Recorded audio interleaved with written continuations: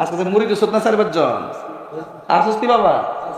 ওই যে আমার মুড়ি দিছে হাত তোলস না কাটাকাটি আজকে আমার কাছে বায়াত রাসূল গ্রহণ করছে আমি কইয়া দিয়া যাই আবারও কইয়া দিয়া যাই মা বাপরে যদি বাত না দাও তোমার মতন মুড়ি তাহিরির দরকার নাই রাগ করলে করবেন মুড়ি তখন ছুটে যাবো কথাটা কি খারাপ কইছি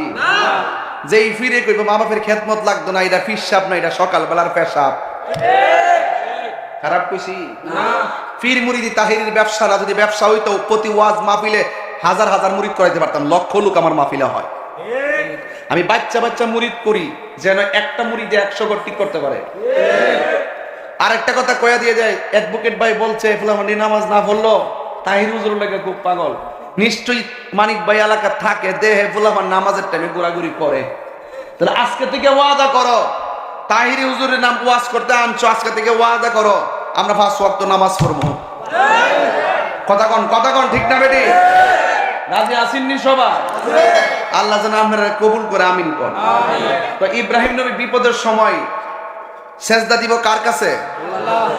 আল্লাহ ছাড়া কাউরে সেজদা করা যাইবো আচ্ছা এরপরে নমরুদ্দা